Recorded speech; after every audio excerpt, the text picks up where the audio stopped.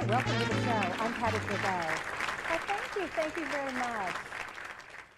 Ladies, have you taken charge of your financial affairs, or do you believe in the fairy tale that a handsome prince is going to sweep you off your feet and you'll live happily ever after? Remember how the fairy godmother helped Cinderella pursue her dreams? My guest today, Teresa Bear, president of J.C. Grayson of Mesa LLC, located in the Phoenix area, does the same with financial assets. Stay tuned. The Patti Gribow Show, educating viewers about today's important life matters. Leaders who are making an impact on the global community. Entrepreneurs, politicians, authors, business executives. Insight into how to better your life. Welcome back. Thank you. Today we're discussing your financial future. Joining me today is Teresa Bear, who specializes in retirement planning and asset preservation for retirees and their loved ones. She's a woman's advocate and the author of the most informative book on finance, She Retired Happily Ever After. A most accomplished woman with great depth and a super sense of humor. Teresa not only obtained her MBA and has practiced for 25 years in the area of taxation as a CPA, but she's also a certified financial planner. Please join me in welcoming Teresa to the show. Thank you, Patti. So glad to have you here. Oh, it's great to be here today. First of all, I want to say congratulations on your book. She Retired Happily Ever After, and we're going to talk about that later. Yeah. You're known for empowering women, and I loved your book. I love that you help women with their financial lives and tell them not to expect to be rescued by a guy on a white horse. What do you often hear from your clients, and what concerns them the most? Well, the one thing that's really important is to realize that a man is not a financial plan. And women really want to be empowered. Mm-hmm. They want to be independent. It's important to them to have that sense of independence with their finances. We find that women are caretakers. They take care of their husbands, their loved ones, their partners, their children, and so they really don't want to be left having to be taken care of themselves. They want to make sure that they're independent and don't have to rely on someone after they've been taking care of someone else their whole lives. Absolutely. I mean, we want to feel on our own. We want to feel that we can stand on our own two Absolutely. feet. Now, what is the difference between a way a woman invests and the way a man invests? Well, men and women are different, and they've done studies about that, and they find that women are much more concerned about security and not necessarily the things that money can buy.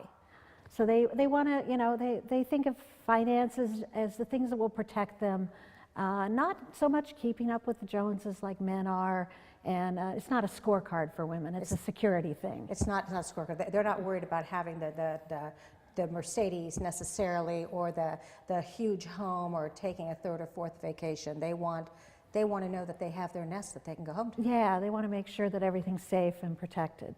And you have an incredible sense of humor, and I know you give a tremendous amount of seminars, and you bring great warmth and understanding to complex issues for all your clients, whether they're women or men. But with that comes an extensive background. I mean, Master of Business Administration, Certified Financial Planner. What should someone look for in a financial planner? Well, you mentioned Certified Financial Planner. That's sometimes a really good place to start because the Certified Financial Planning Board does a lot of things for you. For instance, there are 3 E's in financial planning with the CFP. One is that they have to pass education requirements. They have to have experience requirements, so you're not getting someone that's fresh out of college. The other thing is that there's a big exam that you have to take, and the stack of books was about this high for the exam. And the other thing is that they have very stringent ethics requirements. They make sure that they keep watch on the people who are CFPs. Another thing that you might want to look for when you're looking for a financial planner is a CPA or somebody who knows about taxes, because it's really important. It's not what you make, but it's what you keep. And somebody who can keep away from Uncle Sam is a really good thing. That's important. Yeah, it's really important. The other thing that you might look for is a fiduciary. Make sure that somebody has that fiduciary standard. So it's not just going to someone because they're your friend.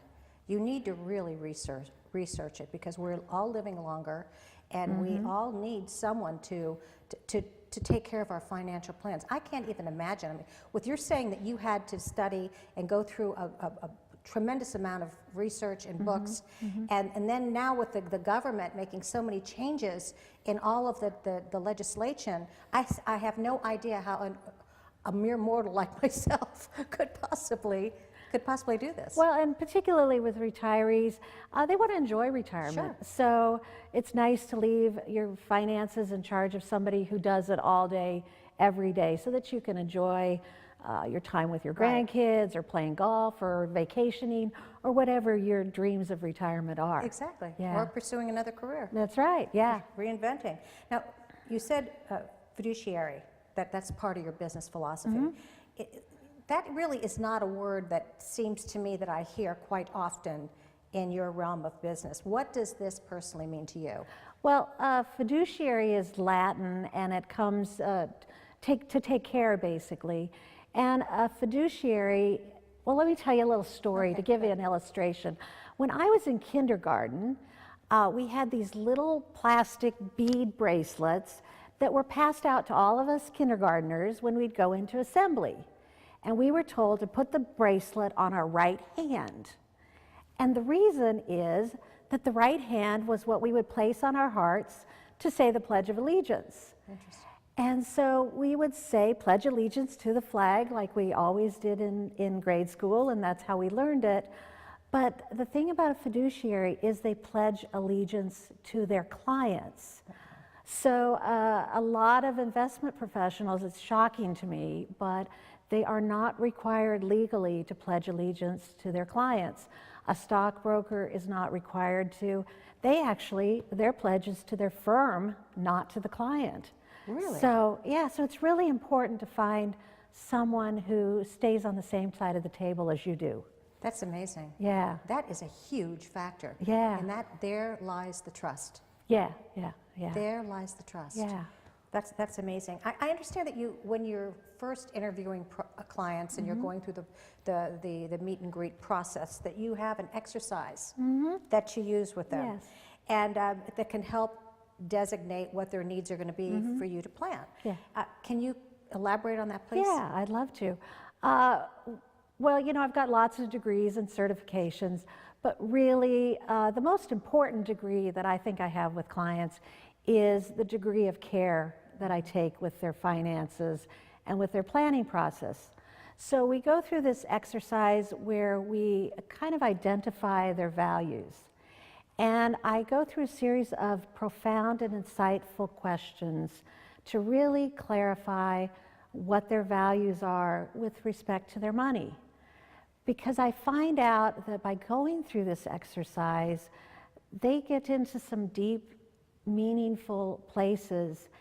And it helps me because what's important to them is what matters to me. And when your values are clear, your decisions are easy. And you wouldn't think that, you'd think that someone would just be interested in the dollars and cents. You're looking at the whole person and helping them decide what their life plan is. Really. And we don't even pull, you know, obvious in financial planning, you have to look at the numbers, but we do this values exercise and really get to know people before we even start looking at the numbers. Wow. Now, I know there are a lot of folks out there that are probably saying, boy, I really need to talk to Teresa. What's the best way to get in touch with you? Well, you can call us at the phone number listed on the screen, or you can check out us on the website. So either way, you can get a hold of us. You've got a lot of great information on your website. When we come back, we're going to talk about the stock market and your book and a lot of other good stuff. Stay tuned. We'll be right back with Teresa Bear.